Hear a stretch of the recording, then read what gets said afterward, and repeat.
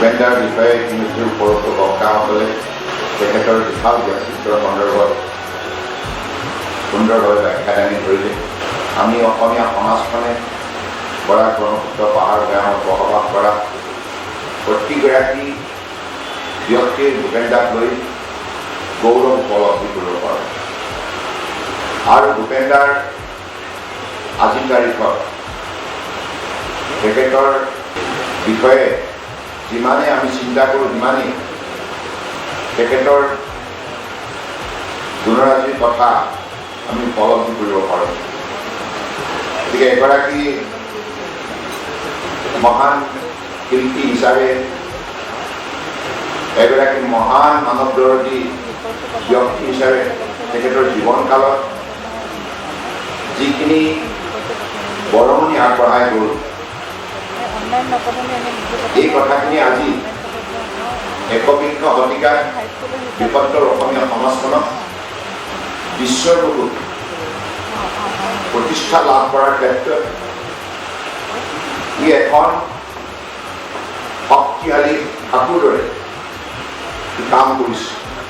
পৃথিৱীৰ য'লৈকে আমি যাওঁ ভূপেন্দাৰ সৃষ্টিৰাজিৰ বিষয়ে যদি আমি গুণানুকীৰ্তন কৰোঁ সেইখন ৰাষ্ট্ৰই ভূপেন্দাক এই ৰাষ্ট্ৰৰ সমাজ ব্যৱস্থাৰ মাজত প্ৰাসংগিক হিচাপে গ্ৰহণ কৰিবলৈ তেখেতসকলেও স্বতঃস্ফূৰ্তভাৱে আগ্ৰহ প্ৰকাশ কৰে।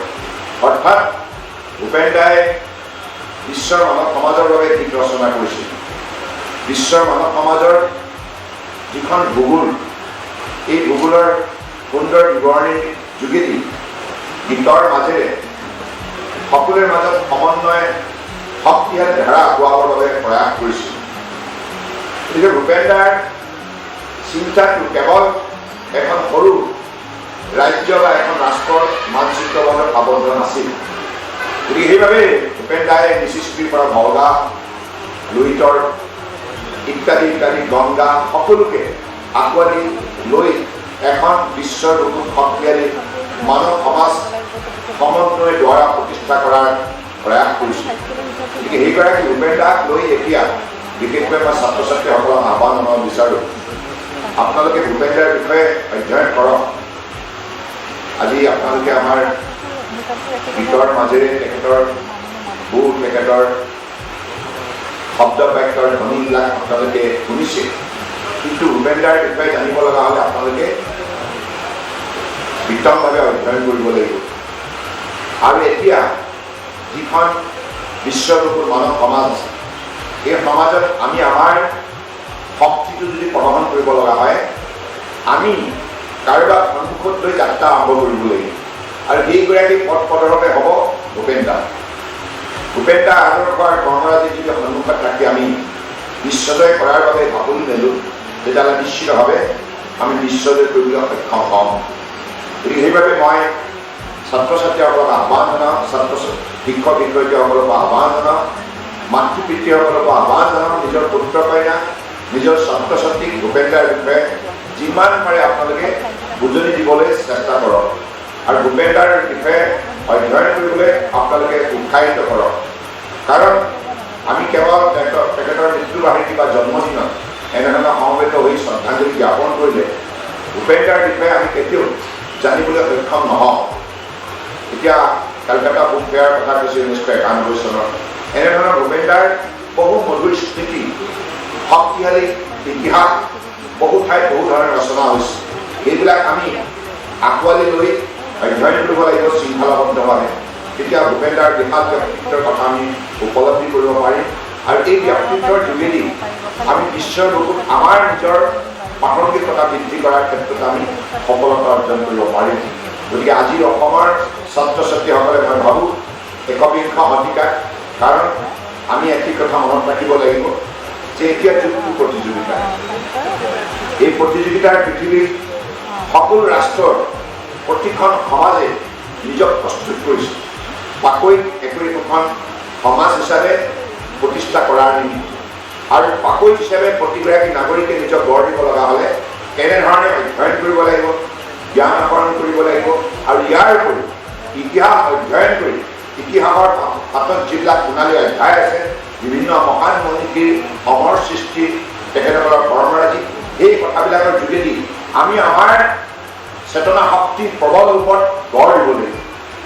কাৰণ মূল কথা বিশ্বৰ মানৱ সমাজৰ বিষয়ে আমাৰ মাজত থকা সাম্য জ্ঞান, এইখিনি যদি আমাৰ প্ৰকৃতাৰ্থত যদি আয়ত্ত কৰাটো সম্ভৱ হৈ নুঠে, তেতিয়াহ'লে আমি কেতিয়াও এই প্ৰতিযোগিতাৰ পৃথিৱীত নিজৰ শ্ৰেষ্ঠতা প্ৰদৰ্শন কৰিব নোৱাৰোঁ। গতিকে মই সেইবাবে বৰাক ব্ৰহ্মপুত্ৰ পাহাৰ ভৈয়ামত বসবাস কৰা সকলো শ্ৰেণীৰ ৰাইজক আজি শুভখনত আহ্বান জনাইছোঁ। ভূপেন দাৰ আদৰ্শৰে আমি মিলা প্ৰীতিৰে থকাৰ সংকল্প ল'ব লাগিব। পৰিস্থিতি বিভিন্ন ধৰণৰ আহিব পাৰে, কিন্তু যিয়েই পৰিস্থিতি নাহক কিয়, যিমানেই প্ৰবল ধুমুহা নাহক কিয়, যিমানেই শিলাবৃষ্টি নাহক কিয়, এটি কথা মনত ৰাখিব লাগিব, সমন্বয়ৰ দ্বাৰা আমি আমাৰ জীৱনৰ প্ৰত্যাহ্বানবিলাকৰ যোগ্য প্ৰত্যুত্তৰ দিব লাগিব। সমন্বয়ৰ দ্বাৰা গুৰুজনাই কৈছে শক্তিশালী হৈ জীৱন যাত্ৰা সফল কৰি তোলা। গতিকে ভূপেন দাৰ গীতেৰে মানৱীয় অনুভূতিৰে মানুহে মানুহৰ বাবে কাম কৰাৰ বাবে যি তেখেতে আহ্বান জনাই গৈছে, সেই আহ্বানৰ প্ৰতি সঁহাৰি জনাই ভূপেন দাৰ প্ৰতি প্ৰকৃত শ্ৰদ্ধাঞ্জলি আমি অৰ্পণ কৰিব লাগে। যি ব্যক্তিয়ে ভূপেন দাক শ্ৰদ্ধাঞ্জলি জনাব বিচাৰে, সেই ব্যক্তিৰ হৃদয়ত মানৱীয় অনুভূতি জীয়াই ৰাখিবই লাগিব। যেতিয়া এই ব্যক্তিগৰাকীৰ হৃদয়ত মানৱীয় অনুভূতি থাকিব, গতিকে সেইবাবে মই আশা ৰাখিছোঁ যে আপোনালোকে আগন্তুক দিনত এই কথাখিনিৰ ক্ষেত্ৰত সংকল্প গ্ৰহণ কৰিব আৰু সমাজখনক প্ৰাণৱন্ত কৰি তোলাৰ বাবে মানৱীয় অনুভূতি আগবাঢ়ি যোৱাৰ সংকল্প ল'ব। আজি সভাখনত মই বেছি দীঘলীয়া কৰিব বিচৰা নাই। আপোনালোকে পুৱাৰ ভাগতে আহি ভূপেন দাৰ প্ৰতি শ্ৰদ্ধাঞ্জলি জ্ঞাপন কৰি এই সভাখনৰ সুস্থ বৃদ্ধি কৰাৰ বাবে মই ইয়াত উপস্থিত থকা প্ৰতিগৰাকী ব্যক্তিৰ শ্ৰীচৰণত মই গভীৰ কৃতজ্ঞতা জ্ঞাপন কৰিছোঁ। আৰু মনত ৰাখিব লাগিব, মই পুনৰবাৰ কৈছোঁ ছাত্ৰ ছাত্ৰীসকলক যে আজি ছাত্ৰ ছাত্ৰীসকলে এই অনুষ্ঠানত উপস্থিত আছে। উপস্থিত থাকি কেৱল ইয়াৰ পাঠখনৰ বাহ্যিক দিশটো চাই আপোনালোকে সন্তুষ্টি লাভ নকৰিব। ভূপেন দাক আৱিষ্কাৰ কৰিব লগা হ'লে ভূপেন দাৰ বিষয়ে আপোনালোকে অধ্যয়ন কৰিব লাগিব। আৰু আজিৰ পৰাই আপোনালোকে অধ্যয়ন আৰম্ভ কৰক। ভূপেন দাৰ বিভিন্ন ৰাষ্ট্ৰত যিখিনি অভিজ্ঞতা ভূপেন দাই গঢ়িছে, আমেৰিকাই হওক, জাপান হওক, ৰাছিয়া হওক, আফ্ৰিকা হওক, বিভিন্ন ৰাষ্ট্ৰত এই অভিজ্ঞতাবিলাকৰ বিষয়ে আপোনালোকে অধ্যয়ন কৰক। তেতিয়া আপুনি নিজেও শক্তিশালী হ'ব আৰু আপুনিও বিশ্বৰ বিভিন্ন প্ৰান্তত কেনেধৰণে শক্তিশালী ৰূপে প্ৰদৰ্শন কৰি নিজৰ যোগ্যতা আপোনালোকে প্ৰকাশ কৰিব, এই ক্ষেত্ৰত আপোনালোকে মনোবল আয়ত্ত কৰিবলৈ সক্ষম হ'ব। মই এইখিনি কথাকে কৈ মোৰ বক্তব্য সামৰিলোঁ। ধন্যবাদ। জয় অসম, জয় হিন্দ।